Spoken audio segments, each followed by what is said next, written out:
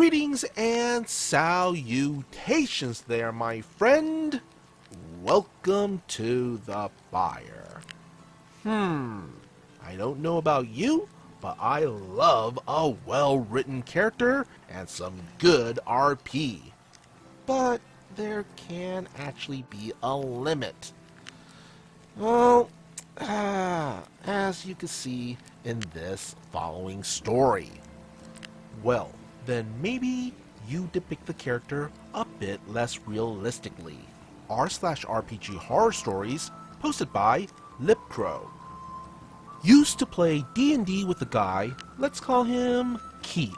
He was a pretty chill dude, nice and friendly. He liked to experiment with mechanics and go in depth with RP. So, why is it on the sub then? Well, he went a little too deep into RP, like Tropic Thunder Robert Downey Jr. deep. Man, I don't drop character till I've done a DVD commentary. Every campaign I played with the dude always went the exact same way. He comes up with a very cool character premise, everyone gets excited, and then, bam! The first instance of adversity occurs, and the character just loses it completely. We get sent into a tomb to deal with a necromancer.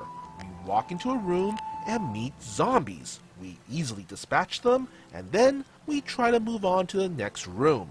Except Keith's character isn't with us. He stayed behind because he's terrified and insists on RPing out the trauma. Now, we spend an hour convincing him to continue on with the adventure. We go into another room, more undead attack. Keith's character, now traumatized, just bolts. We now have combat with a whole character short, and it's now unbalanced. One of us dies because that's just low-level combat. Well, whatever. The player goes off and redoes a character. Backstory, to be determined. They'll rejoin in the next session, no biggie. Now, normally, we would just clear out the dungeon, get back into town, and they would rejoin.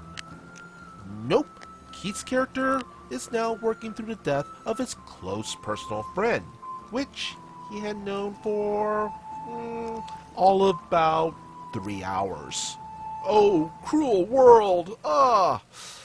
It got so bad, the dead character's replacement basically had a Kool-Aid man through the wall so their player doesn't spend an entire session waiting on us. These were not fun sessions. Oh, and here's a second minor Keith story. Keith joins our game mid-campaign.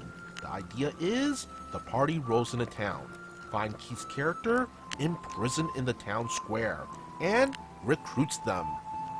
Well, turns out Keith's character doesn't want to join. One of our characters is Dragonborn, and Keith's character has a very deep, well-written bone to pick with all dragons and their kin. No idea what that backstory was because, well, we never recruited that character, and Keith had to re-roll.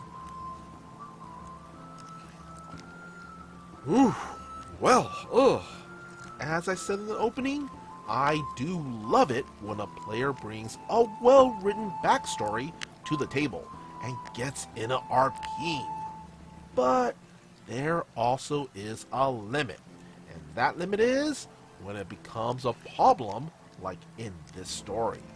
So, Keith's first character, if they have issues with death and killing, well, have them play more of a support role.